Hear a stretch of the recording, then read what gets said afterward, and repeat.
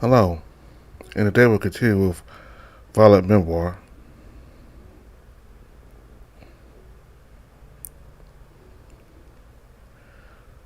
When I finally come to, the first thing through my mind is how uncomfortable whatever I'm lying on feels.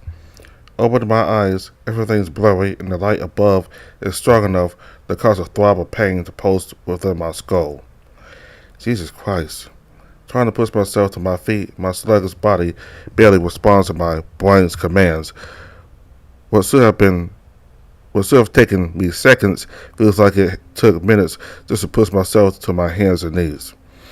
Despite how much time it took, it's still too fast for my body, and I almost vomit onto the floor.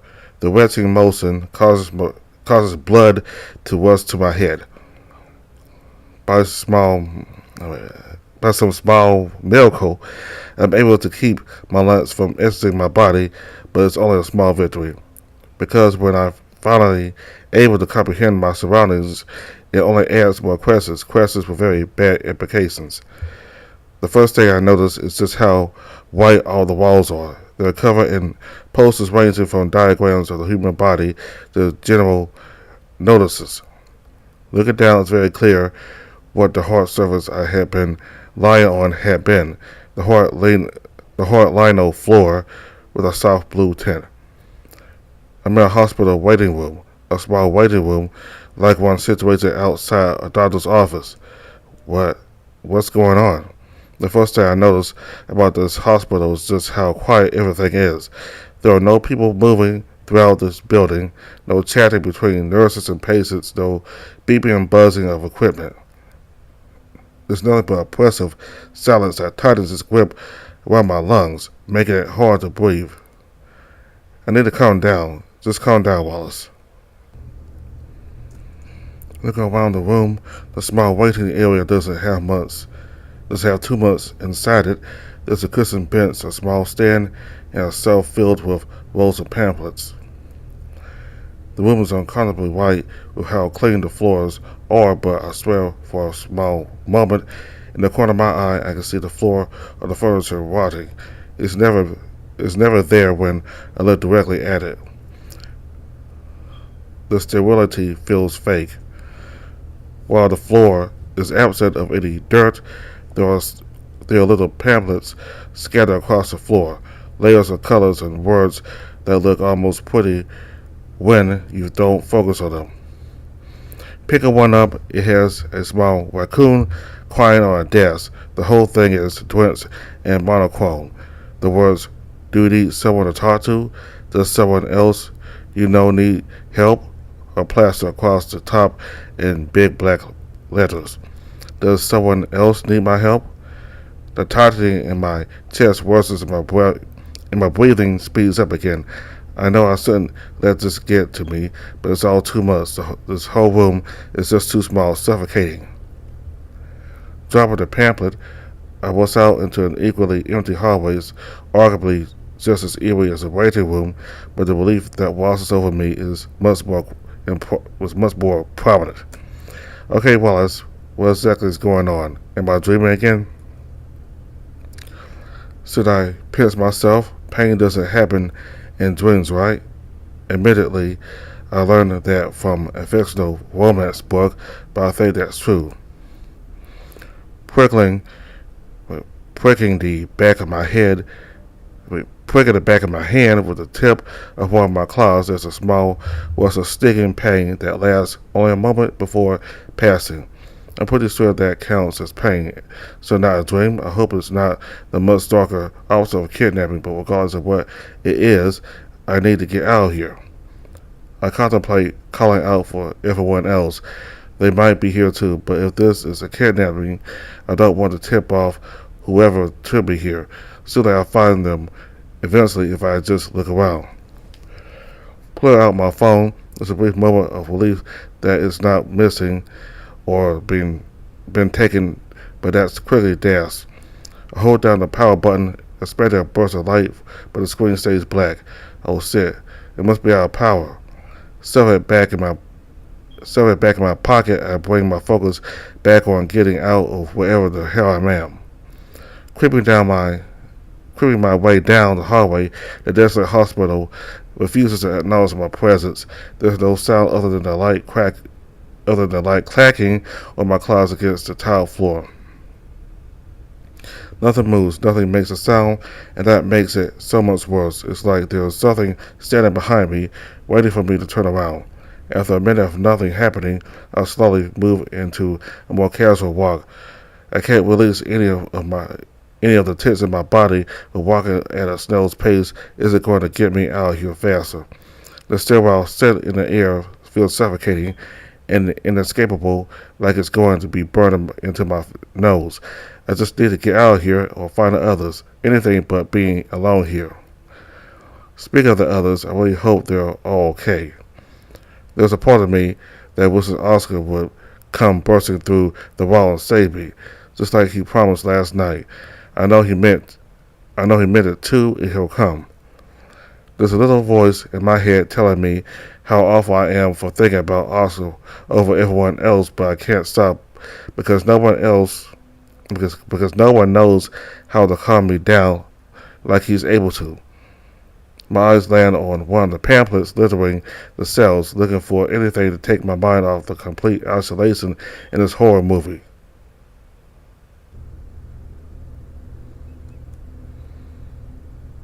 It has an author standing triumphant, something about being able to try your best due to health, but all I can focus on is just how much this reminds me of Oscar.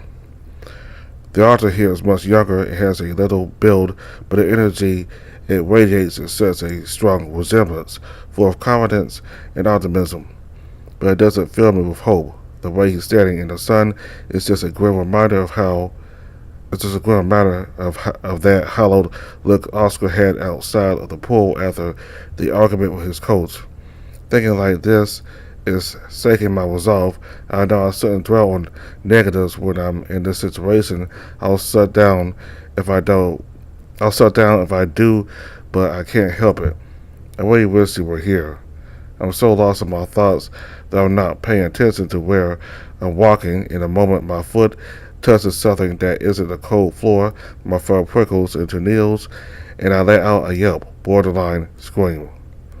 I'm not sure if it's the wild fear of empower. I'm not sure it's the wild fear empowering me, but I swear I jumped at least 4 feet in the air. On the floor, another little pamphlet lies, but my attention is focused around it because the surrounding area looks much dirtier, and for a split second it looks like it's wetting.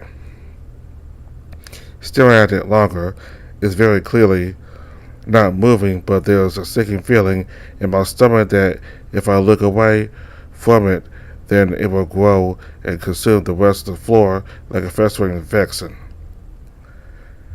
Despite the ominous circumstances, my curiosity gets the better of me, and I pick up the folded paper. Reading what's written inside it causes the rest of the hospital to fall away, and that hideous feeling of dread swells with greater force within me. This is all your fault, Wally. Why do you always ruin everything? My hands begin to shake, and the piece of paper falls slowly to the ground. The world spinning around me, and it's like time is slowing down and spreading up at the same time. Before I know it, I'm on my hands and knees, my head hanging towards the floor. The only sound I can hear is the uneven heaves of my breathing and the skin cracking on my claws digging into the lino below. I can't do this, not again. I can smell the beach in the distance. I'm not even sure if it's real or just my head fucking with me. Pushing everything out of my head as much as possible, I focus onto that hand, that sweet beacon. With only the sound of my rapid breathing and the light scratching of claws through fur, I'm able to push everything out of my mind and just exist for a moment. These few seconds feel like an eternity, but eventually my breathing slows. It's still at a faster pattern than usual, but I'm able to finally move my body slowly. Looking up towards my Savior is both unsurprising and somehow the biggest relief I've ever experienced. Lily, hey, you doing okay? You look like you were having some trouble. She gives me a soft smile that reaches her eyes, which are filled with concern and extremely exhausted. I can't imagine this has been any easier on her either, but she managed to push that aside for me. I'm fine, I swear. Just need a moment to, You don't have to make up an excuse. It's okay to need help. You don't got to be ashamed of it. I know, it's just embarrassing. You have nothing to be embarrassed of, especially around me. I can feel my ears burning, but there's a swell of happiness within my chest. I can't believe I have friends who care about me as much as she does.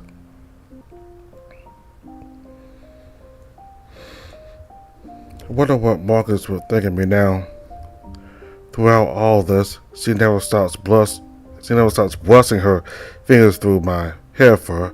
I can tell she wants to ask what's wrong, but surprisingly, she's showing a lot of restraint. I think I'm good. You sure? We don't have to go yet. In fact, I'd rather see as little of this place as possible.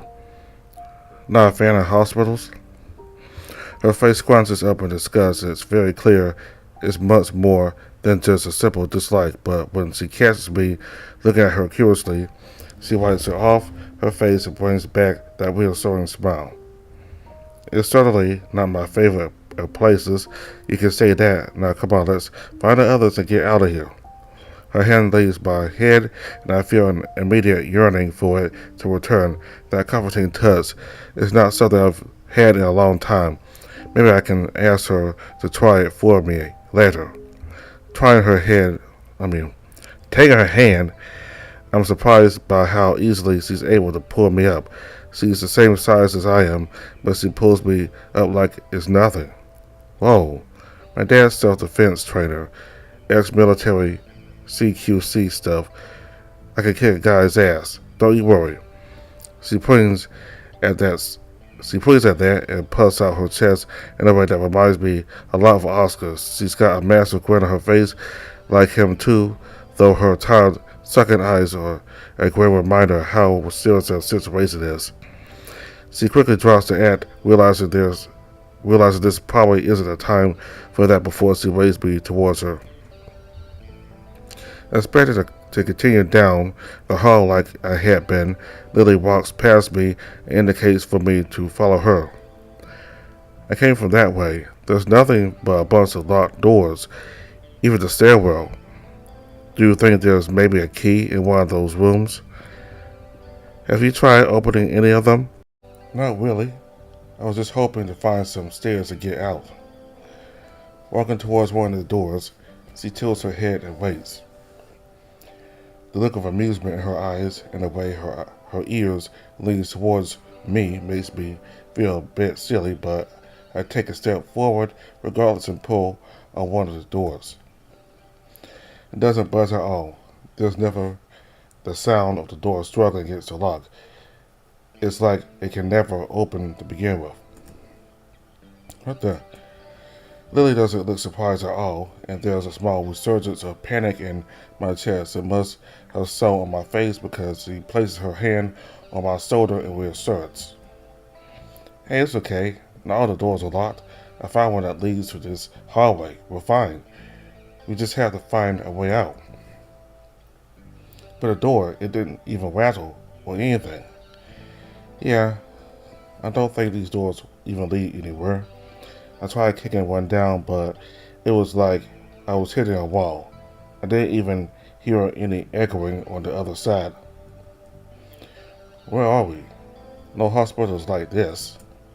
I don't know. I don't think that matters right now. Let's just keep moving. Yeah, okay.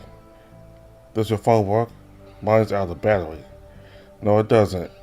I fully charged it this morning, but it's not turning on. Don't worry.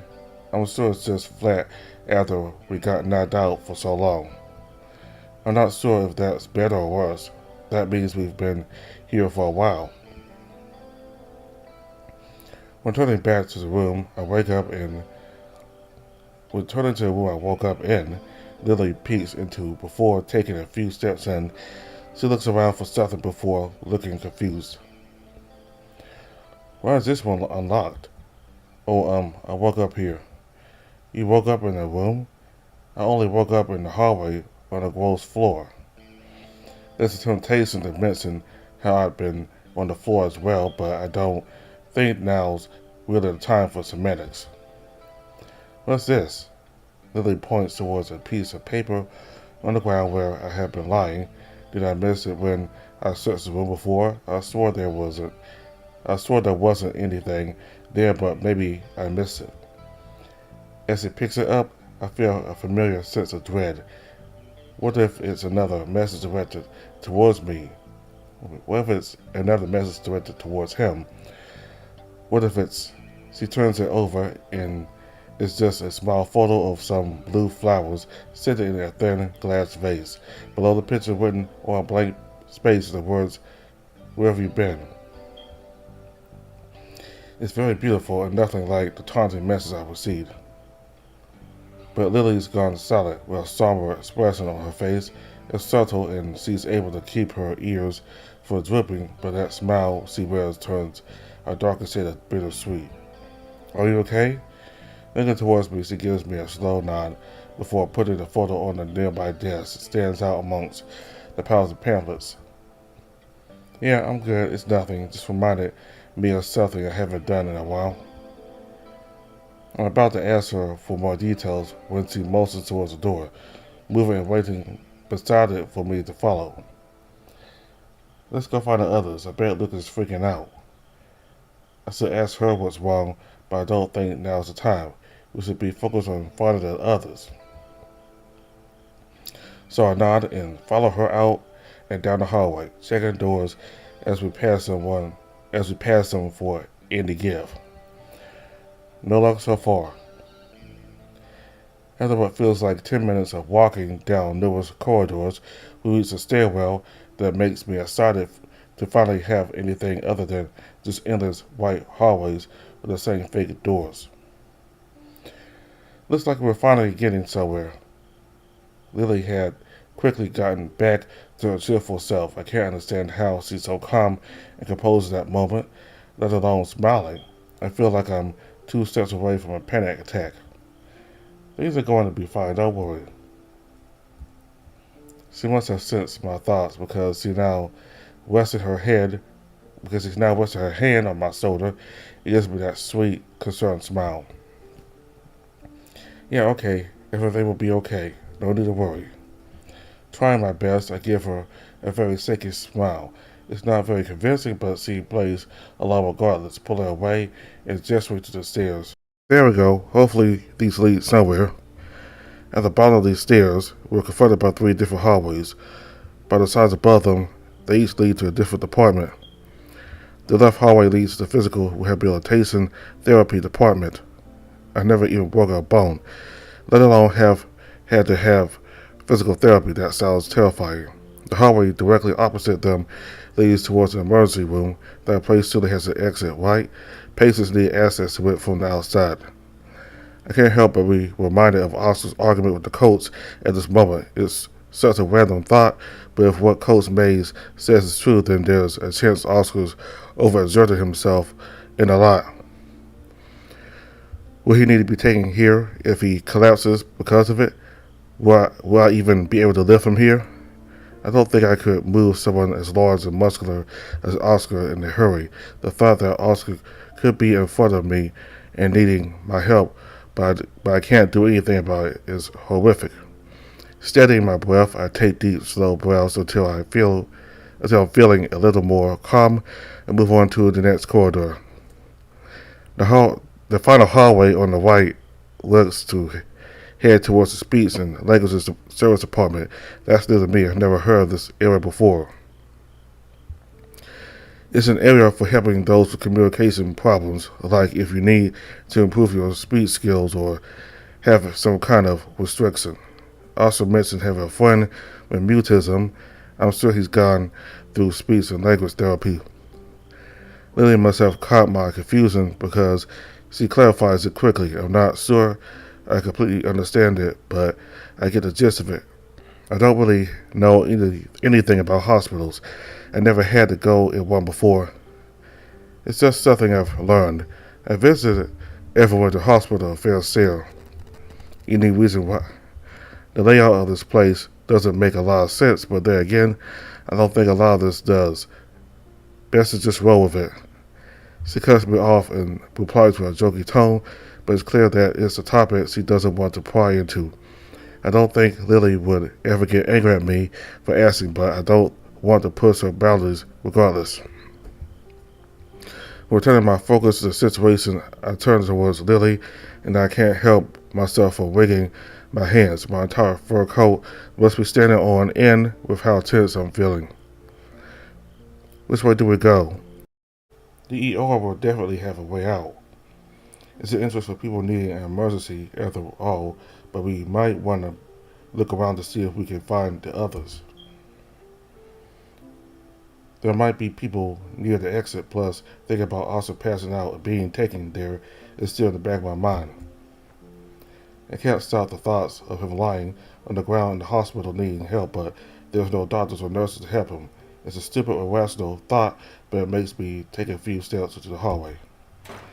As soon as I step into the corridor, there's a slamming behind me, followed by a panicked yell from Lily, and I can't stop myself from almost tripping over as I try to sprint around. Behind me, where the doorway to the hallway used to be, is a set of large metal bars blocking the exit. It looks like ones you see in a jail cell. Wallace, are you alright? What happened? I don't know. The bars just fell from the top of the door.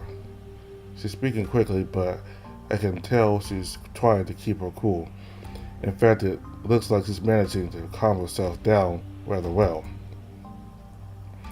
I wish I could have that kind of self-control, because right now I can feel my heart racing within my chest, my breathing accelerating to a fever pitch. Reaching up to the bars, they're cool against the pads on my fingertips. A quick tap with my claw confirms they're real and definitely metal. Gripping the bars, I give a half-hearted tug to see if there's any give at all, but quickly stop once I know it's not going anywhere. My upper body strength is weak as it is. I can't move or bend metal bars. Lily, on the other hand, gives a much more enthusiastic attempt and pulls with all her might. I can see the muscles of her shoulders, tits and veins pushing the fur on her neck. Eventually, she too gives up with an annoyed grunt, but if there's one silver lining, at least now I know she can easily beat me in a fight. I don't think this thing's budging, sorry. What do we do? Should we wait for help or what? I think it's best we split up here. We go deeper inside. Maybe you'll find someone or another way out, and I'll go down another hallway. Maybe we can meet up along the way. The thought of leaving Lily is terrifying. Makes an enormous amount of strength to not burst out in tears right now. But what if we get locked in too? Doesn't look like there's any keyholes, so I don't think we're going to get this open. I doubt we're coming back through here. I want to argue more, but there's nothing else I can add, because he's right. Unless we find some mechanism that opens this, there's no way I can make it back, but I'm scared.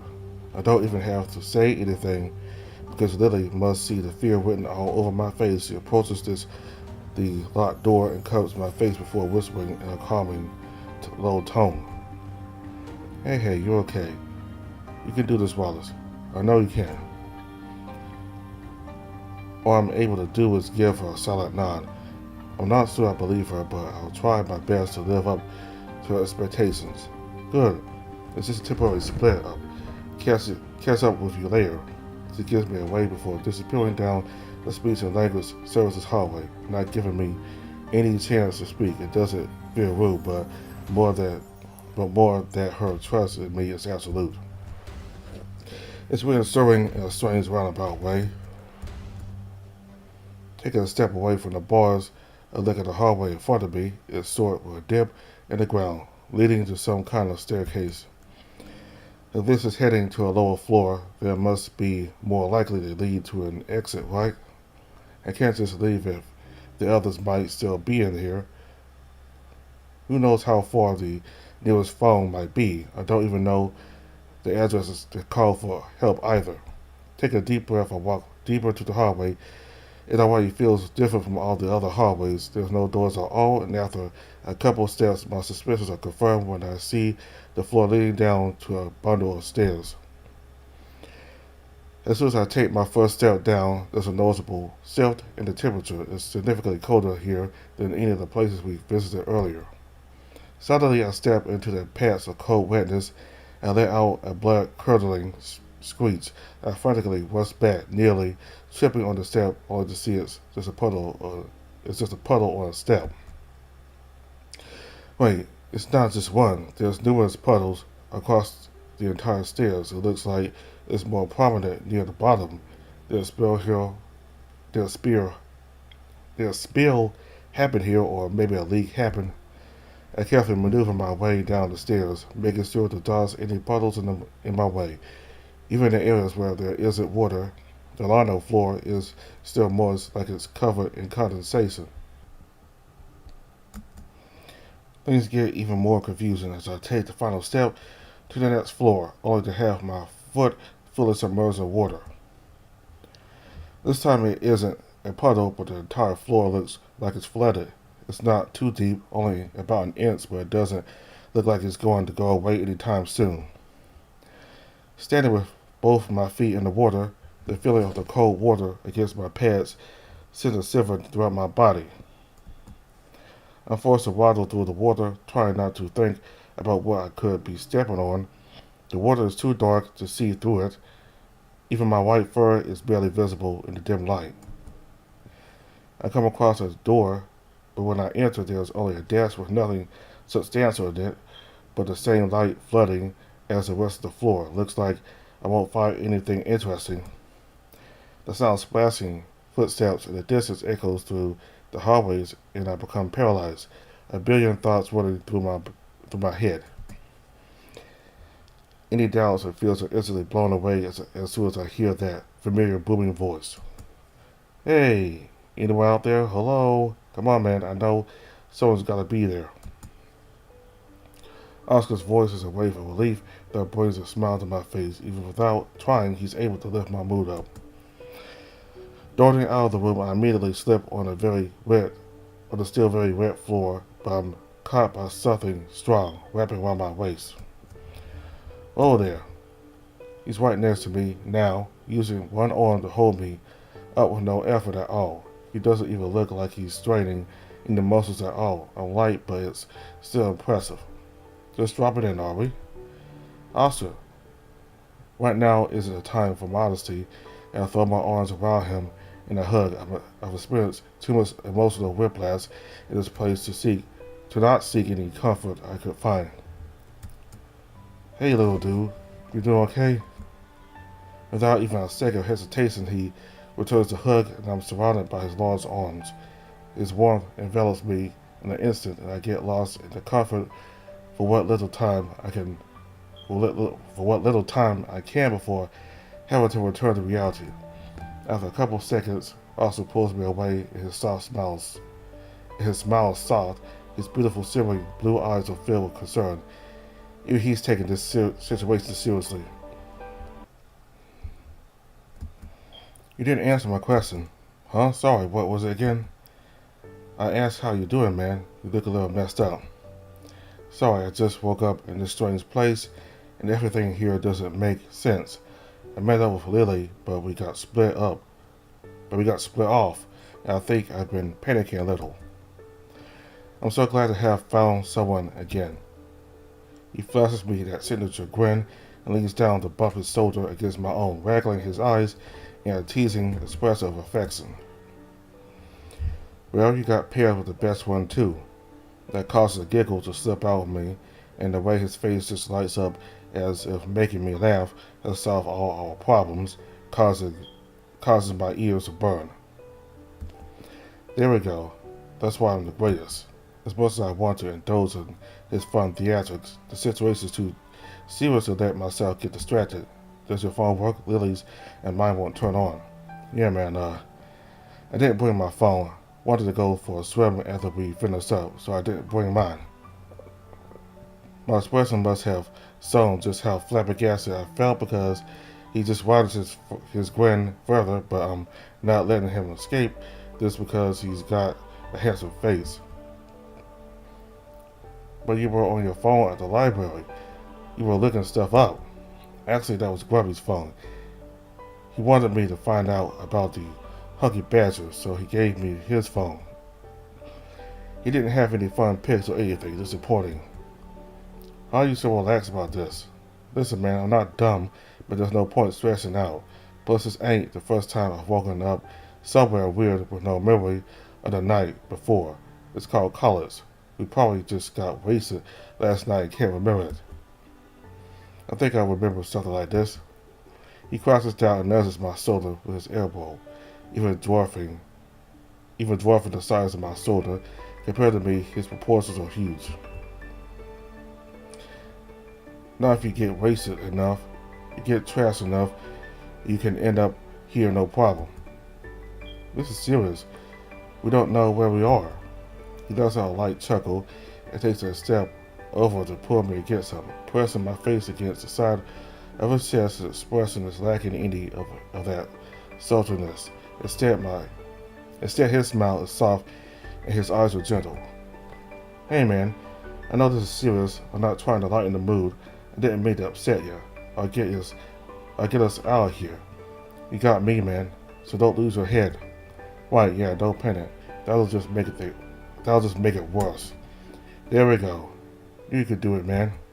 He gives me a light shove with his tail, which for someone with awesome strength is still strong, as he heads back the way he came. Where are you going? Gonna go find a way out of here. If you came from that way, I doubt there's anything over there. So let's head this way instead. Did you wake up here? Yeah, just in that room. I just thought I took a nap in the little pool behind the flat. Turns out I was lying on the floor of this place and it's flooding. Weird shit, man. He points towards an open door a couple feet away from us. The door looks much more elegant than the others I've seen in this place so far, like an old fancy door is out of place for in a hospital. Not too much of a stress though. If this place truly filled up, I could hold my breath for around 8 minutes. I'd be fine. Leading me into the room, I can see is a mostly empty checkup room. There's just a simple desk with 2 chairs and an examination bed. What just catch my interest is that this little desk has personal items on top of it, unlike every other buried desk I've seen so far. There's pens, other utensils, and a photo frame. The frame contains an image of a large cruise ship. It's a diagonal, frontal shot, but its length is visible despite the angle. The red sunset sky rows of lights on the cruiser makes it look majestic. That's the SS Marie Annette. Real popular cruise ship, super expensive. Have you been on it? When I was in high school, yeah. Not sure if my parents saved up or if we won something. Was it nice? Yeah, the boat was insane. It felt close to a palace and a ship. The trip was awful though. Bad weather? Something like that. That's the end of the conversation. In a weird moment almost as surreal as this entire situation, also the one to end the conversation must have been a really bad time.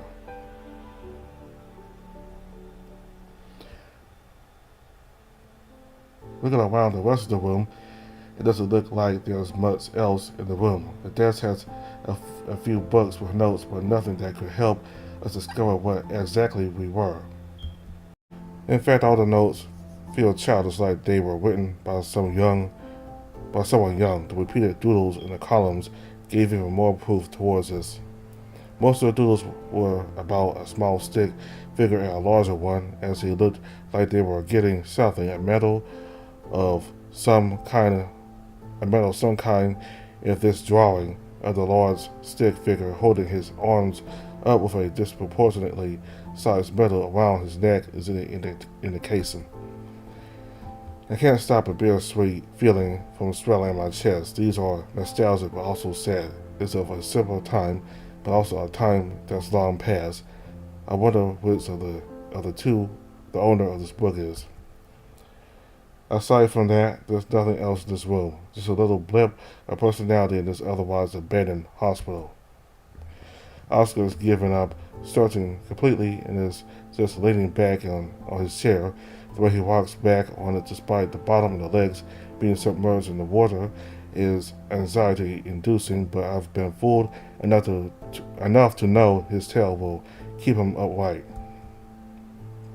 Having fun? Do you find anything exciting? Just a notebook. I don't think it belongs to the hospital though. I think it belongs to a child. Probably just a child. Just a kid of one of the nurses or something. Easy to miss one of your kids' notebooks when you pack up. But most of their other mementos are here too. Maybe this place isn't as abandoned as we thought. Might be a homeless guy or something. You're stressing yourself over nothing. He walks over and, without another word, runs his claws through my head fur. He's smoothing them out. Just how frazzled it had been, I'm not sure, but his firm touch is a needed reminder that I'm not alone. Now let's get out of here. It's clearly messing it up, and while I'm always down to get wet, I'd be in a pool. He takes a couple steps, and before I even get the chance to follow, he wraps his tail around my waist and pulls me after him. It's a gentle tug, but I have to grab his arm to stop myself from slipping, laughing all the way. That's more like it. You're much cuter when you smile. He reaches down and cuts the bottom of my chin, running his thumb from my cheek to my jawline, slowly grazing his claw against my skin beneath my fur. It only lasts a second, and he releases me and gives me a tap on the cheek. His own chuckle is deep and husky, like it's filled with different intentions. God, as tempting as it is, I'd rather keep this for when we're out here. Now, you got me motivated. I didn't do anything, and you did it without even trying. Maybe you're the real stud between the two of us. After a quick wink, he's bouncing down the hallway. He's not even running, but he's able to move much faster than I. He just glides through the air like he's unrestricted. I once again reminded of how Oscar elegantly moved next to me. I really need to accept his invite to swim. He must be a master of the water. I know from the few otters I've met that being on the ground is very much not their element. With less weight on my shoulders, all thanks to this amazingly strange giant of a man in front of me, I trudge after him. My long fur causes my motions through the water to be much slower. I'm really wishing I wore something warmer. It's even fall. It's going to get cold sometimes. Why didn't I bring something to wear? I know it's just the cold water around my feet causing me to shiver, but it's like the cold is seeping through my body. Also, it is significantly less affected. He notices me shivering and wraps an arm around my shoulder, pulling me close against him. Normally, I'd be embarrassed by the warmth is too inviting. If this is all I needed to do to get you to grind up against me, I'd have gotten us kidnapped together. That causes me to look up towards his face, my eyebrow raised, while the bottom of his head and the entirety of his chin is carved by his large chest. From this angle, I can still see his smile turn sepus. Yeah, not sure about that one. Can't hit every time. Even Sepus' smile is still infectious. That despite freezing in this awful place, his smile spreads to my face too. Thanks. Anytime. Just glad you're not looking so sad. It doesn't suit you. We're still in the hallway, but it looks like it's about to end. Just a couple feet away is a split, going down two hallways. There's one door leading somewhere unknown, but thankfully the other direction has a sign indicating it leads to the emergency room. Out of curiosity, I try out the other door, but it doesn't budge. At least this one only looks locked, unlike some of the other doors that seem completely sealed. The keyhole looks rusted but functional, If the ER doesn't work, then maybe we can find the key to this door, or maybe Oscar can just kick it down. Oscar is already standing at the end of the other hallway, waiting for me, except he isn't looking back at me. He's staring at the floor. I follow after him, but I nearly stumble as the floor takes a small decline. It's clear what Oscar's staring at now. It's another stairwell. That's not right. What is it?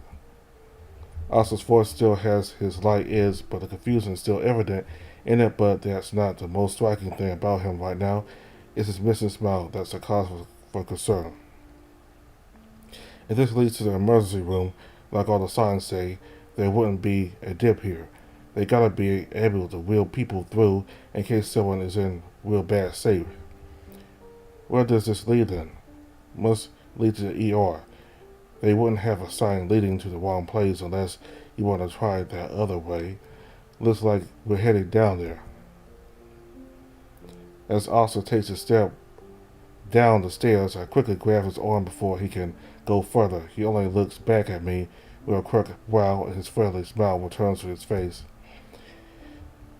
Isn't this weird then?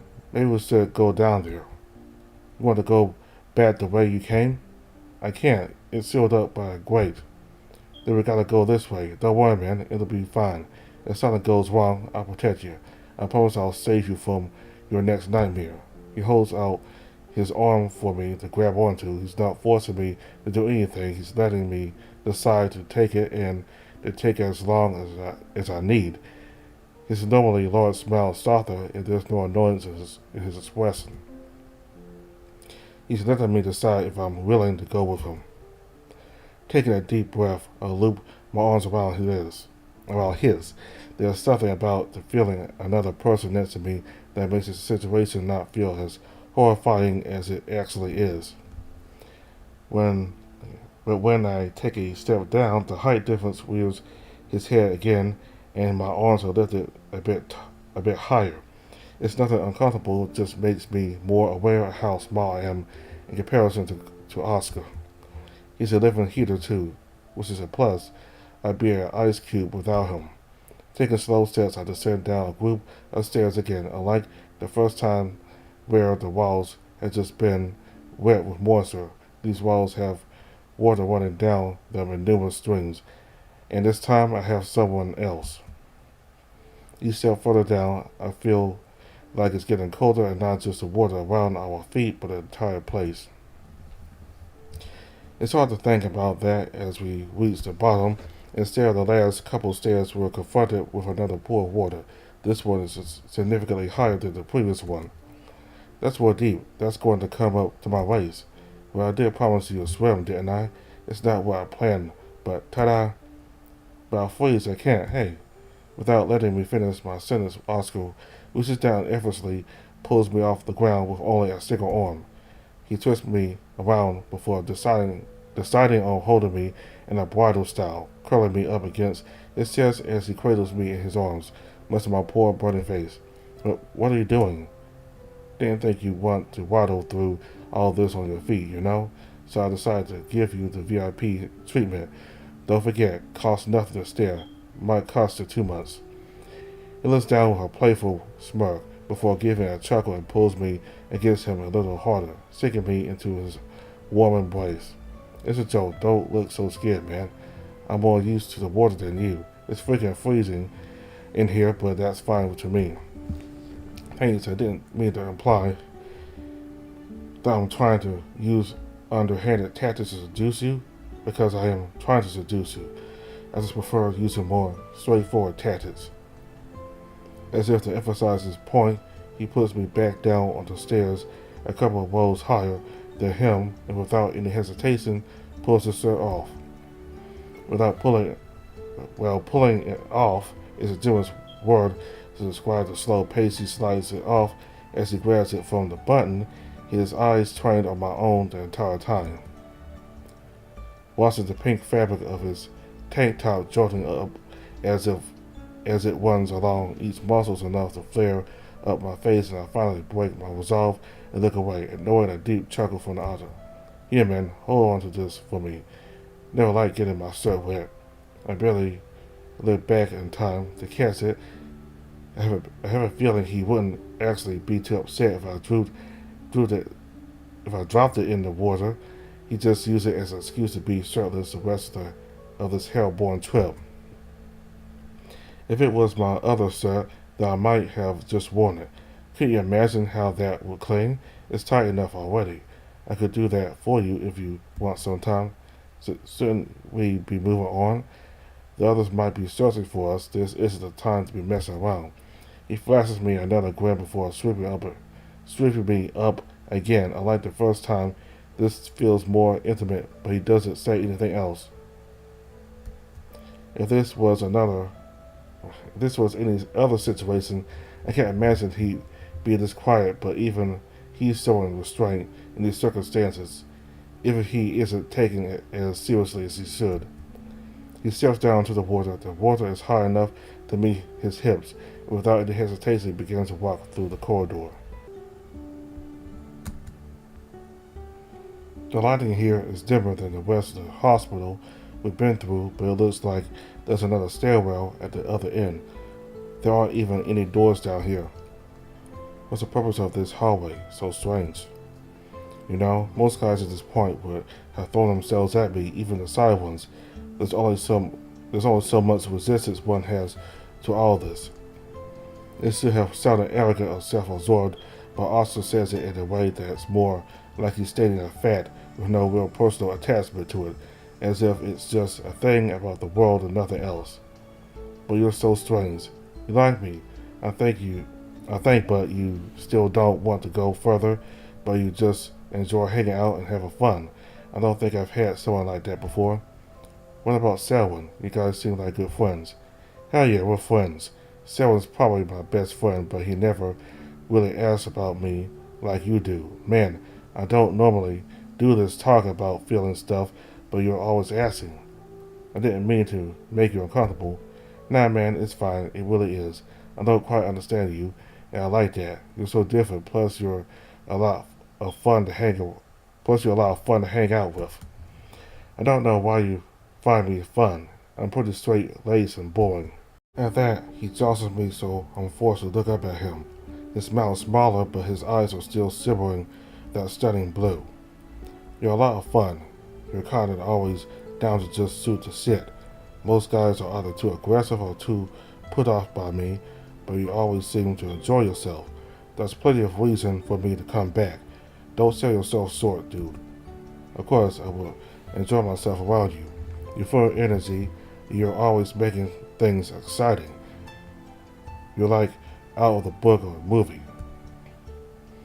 If I didn't know any better, I would have thought you were trying to get into my pants. Don't have to try so hard, little guy. I've heard that you look like a porno actor, lying a lot. That's not what I meant. I know, but that's what makes it fun, you know? I'm just stud, but you'd rather just talk and hang out. Not many guys want to just do this.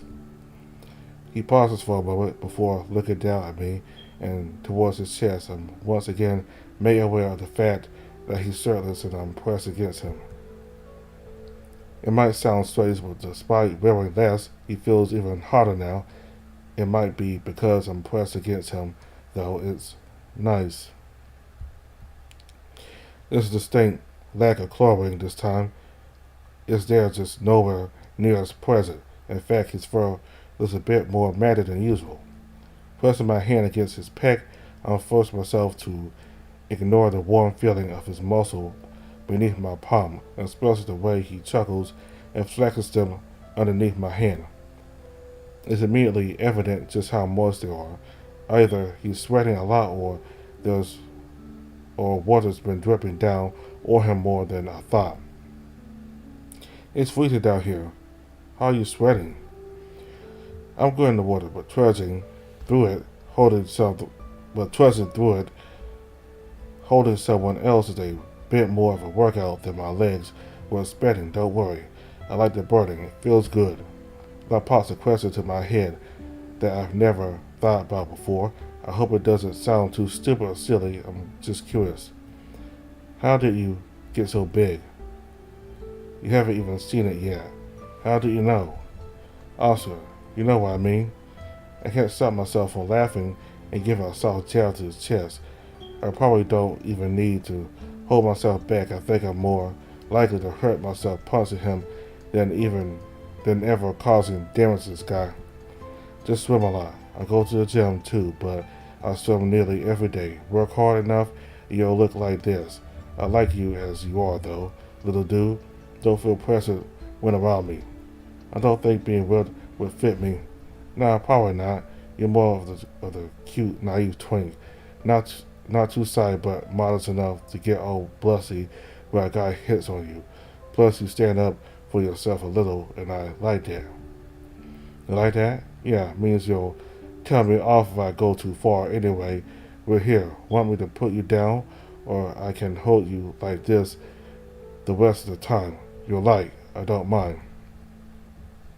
Just like that, the rhythmic bumping that I didn't even notice had been had been had been soothing my nerves ends. Just like that, the rhythmic bumping that I didn't even notice had been soothing my nerves ends. Let me down. I feel awful for you carrying me around but everywhere. Yes, sir. And he lets me down. My feet plunge into ankle high water, fully jolting me back to reality. We're abandoned and trapped in some weird place and we're just floating. Heading back inside, I have to immediately stuff my hands under my armpits. Hopefully the fur there can keep me warm. I really took Oscar's heat for granted. Feeling cold already? You're trembling. Yeah, I bet. Whoa. I don't have any time to react as Oscar pulls his shirt over my head, blinding me for a moment and nearly causing me to slip and fall.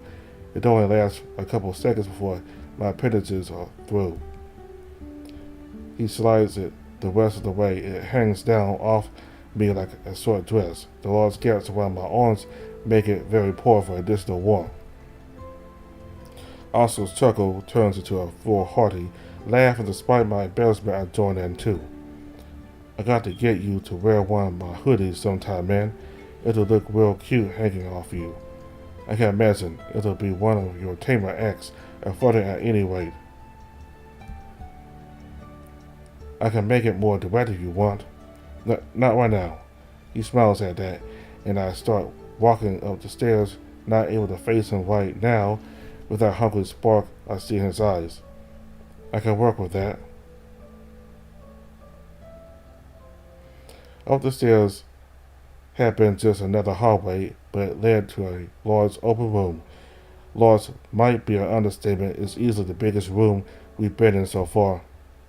Right next to the double doors we're standing in is a reception desk that looks like it can hold 3 different people across from it, or rows upon rows of chairs. There has to be at least 50 in this room at least. Never been in an ER before? I don't think so. Not in a long time, if I have. It's usually pretty hectic here. Never a fun time. You been here before? Every once in a while, someone gets hurt while swimming. Sometimes I carry them out of the pool. When you're this big, it doesn't hurt to help. Normally, the ambulance just takes them from me, but I've carried someone to the ER room before.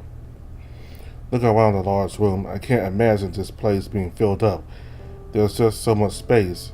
Just how many people get hurt at all times for this is constantly being filled up. Have you ever been here for yourself? He frowns at that, and it's clear the answer isn't something he's happy with. I don't think he's upset, more embarrassed by it.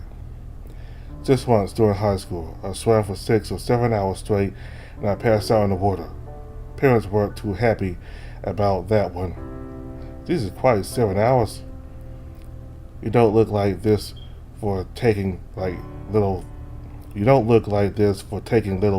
30-minute sessions. It's just to emphasize his point, he puts his hands on his hips and lifts his chest, putting his muscular form on full display. Please don't tell me you still do that. I don't pull off 7 hours these days, no problem. I can pull off 7 days. I can pull off 7 hours these days, no problem. but I don't do that often. Don't glare at me like that, little dude. Settling down any feelings I have towards Oscar's shirtless form, I move towards him and grasp onto his arm, looking up at him with a pleading look in my eyes. Please, please, don't do that. Don't do that again. I don't want to hear about how you drowned because you passed out in the water for overworking yourself. With a sigh, he squats down in front of me. I expect an angry expression like the one he gave the coach, but he's just smiling. It's a softer, more sadder smile, and his eyes look more concerned for me than for what I'm saying. Hey man, don't worry. I've been doing this for years. I'll be fine. I know what I can handle. I won't get hurt. You promise? I promise. You can beat my ass if I do. Hell, you can get Lee to beat my ass. He'll probably do it. Yeah, but it'll be worth it to see him peeved. Probably has a lot of pent up emotions. Either get laid or knock someone's teeth out. I prefer the first choice, but I get the feeling it's the second one. I have to pause in response to that but before I can give a reply, his smile flashes his teeth and he winks. Oh, just messing with me again. Even when we're broaching topics he doesn't like, he's still making sure that I'm in a good mood. How did I ever deserve someone who cares about me this much? I hope Oscar, Lee, Lucas, and Lily all know that I think they're some of the best people I know. I understand that I've only known them a few days, but no one has treated me like this in a long time. Hey dude, what's wrong? Huh? You're tearing up, man. Everything okay? Turning away from Oscar, I hastily wipe my eyes and nose just to make sure I got rid of any residue. I can't let him think that he's upsetting me when he's done nothing but the opposite. No, I'm fine. Just thinking about how blessed I am to have you guys as friends. I've never really had close friends, and within this week of meeting you guys, you're all so nice. Even grumpy? He smiles when he says it, so I know he's just joking around. He squats down next to me, wrapping his arm around my shoulder. He's comforting, warm aura enveloping me once again. Shit, my phone. Zooming out of his grasp, I quickly fish out my phone from my pants pocket. Panic surges through my brain as I barely register Oscar letting out. A chuckle moves away from me. From what I can see, it doesn't look like any water dripping from the ceiling has gotten in at all. It's a good thing I didn't waddle through that hallway, or else this would have been wooden. I let out a sigh while Oscar is just nonchalantly leaning against the door frame, waiting for me to calm down. Looks like you're all ready to get back into this. Let's get out of here, man. The front door is right there. He points towards a pair of automatic sliding glass doors. Through them, I can see what's outside, but it's hard to see beyond a grayish fog. Looks like the winter fog is coming in early this year. It must be cloudy out. At least I hope that's what that is and not anything else. There's something ominous about nothing but cloudy grayness beyond these doors. I just hope this place is making me paranoid. Oscar doesn't have any reservations and pulls on the handle, causing the door to rattle. He even gives an extra hard tug just in case it was stuck. I guess it makes sense that it's locked. This is probably an abandoned building after all. They probably want to stop squatters. Yeah, no sweat. Let's go find the others and see if we can find another door. Can always just smash this one if we have to. These guns aren't just for show. Right, yeah. Also gives a shrug and walks back to the chairs, leaving me staring out the giant windows and into the foggy abyss. There isn't much to see, just what looks to be a parking lot next to a group of trees. With the way they fade into darkness, it gives the illusion of a forest in the distance. Then I see something in the distance. It's hard to make out, but I think it's someone standing there looking back at the hospital. I'm not even sure if there's anyone there. They're barely visible through the fog. It could just be a sign. It could just be a sign, but something about it gives me the chills. It's like it's staring right at me, but I can't see any features. It doesn't make any attempt to move either. It just stands there watching. I think someone's out there. Wait, really? Oscar waddles back and peeks through, following my finger towards the faint outline of a person in the distance. The glass suddenly feels colder under my finger, but Oscar doesn't look as perturbed as I do. In fact, he doesn't look bothered at all. I don't think so. No species is that color. It looks like it looks more like thick mist or a sign of something. Just you're just freaking yourself out. Are you sure? Yeah, yeah, I am. Come on, Slowpoke. I don't mind waiting around, but you look pretty angsty to get out. Oscar pulls away from the window, but I don't move. Just, but I don't move just yet. I just focus my attention to wherever I can see in the distance. Is it truly just a sign, like Oscar says?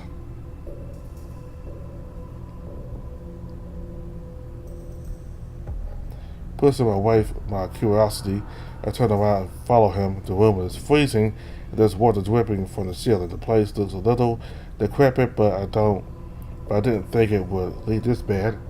Just the previous rooms we've been into, the floor is flooded up to my ankles and is still unnaturally still.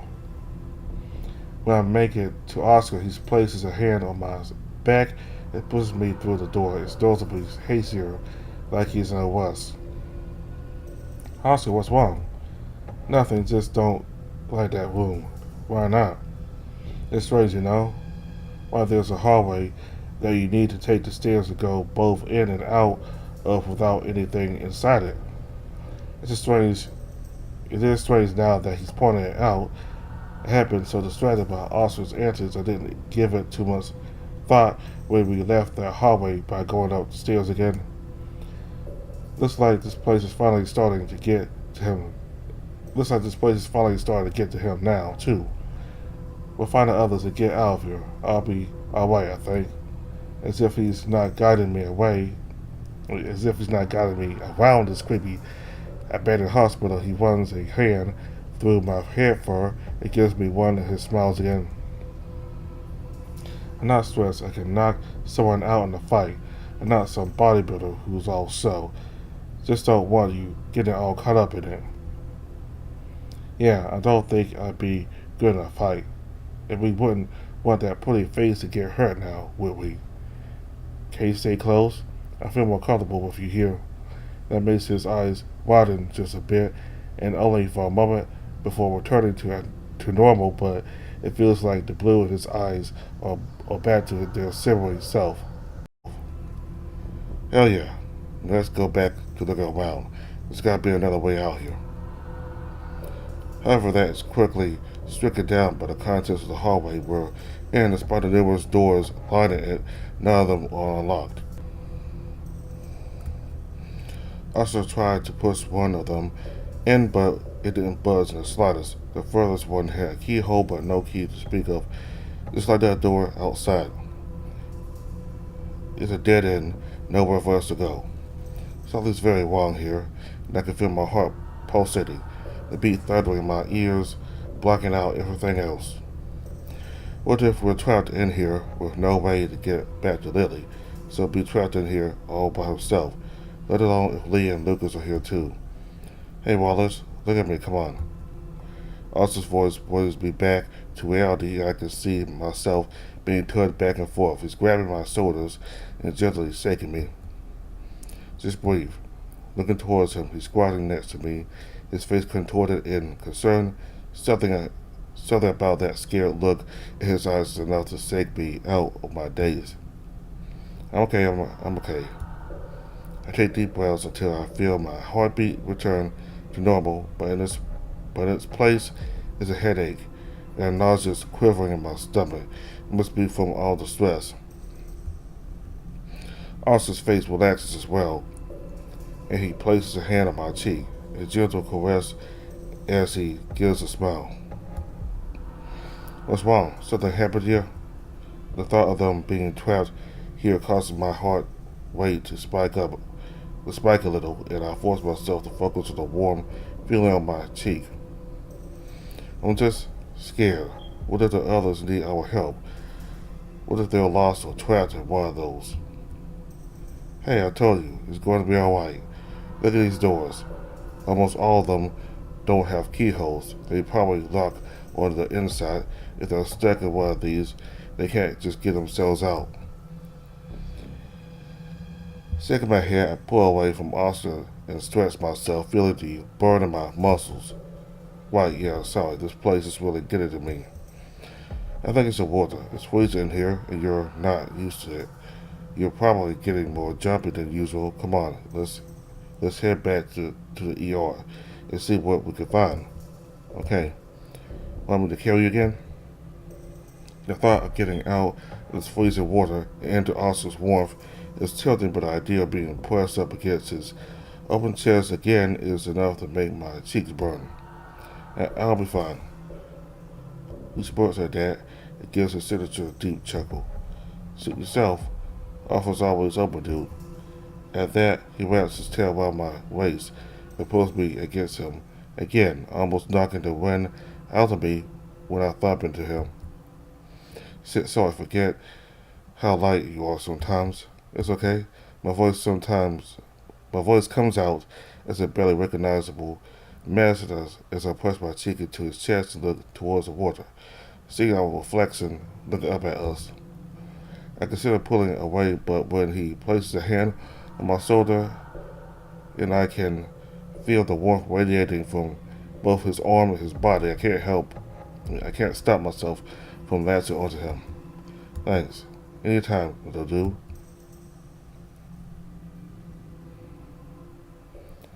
So, yeah.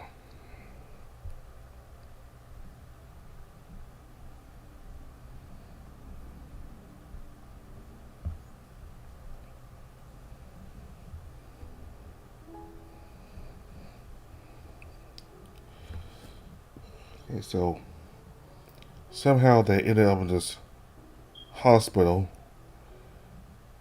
I think it's another of Wallace's dreams. But again, when Wallace asked Oscar about his phone,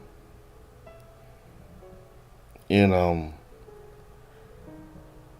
because Wallace thought Oscar had his phone, but Oscar told him that he didn't have his phone, that he was using Lucas's phone. So could it be that everybody here is in the same situation? Could all of them be having a dream right now, and somehow they're together in their dream? Like everybody is somehow is dreaming, and then you meet everybody in a dream. Everybody, instead of like you all meet each other in the dream. That could be what's happening. So if that's the case, I wonder how that is, because there was some kind of noise happening right before this happened in the library, and I don't know what that is. Could be some kind of some outside forces or some strange forces.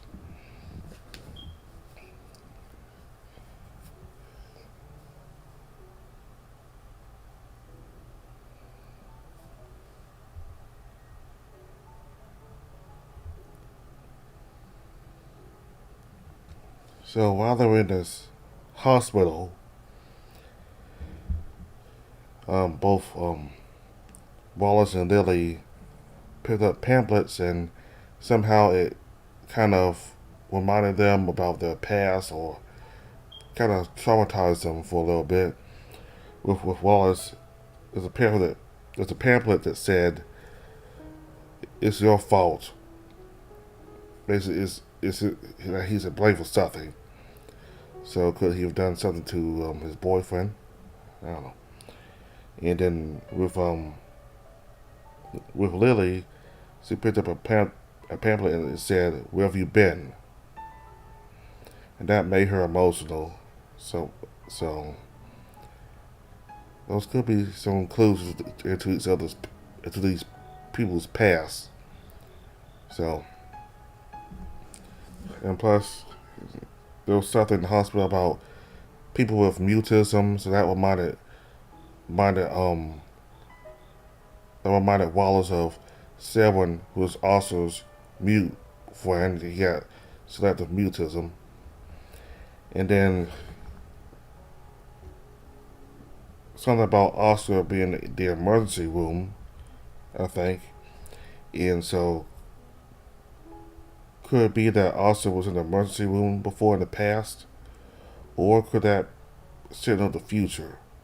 I mean, like, could it give you a clue to what the future could be? Like, you might have to.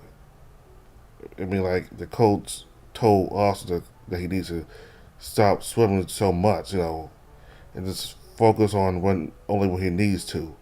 Well, Oscar keeps swimming. He keeps lapping, and I mean, he keeps taking laps, and when you take all those many laps, that takes a toll on you.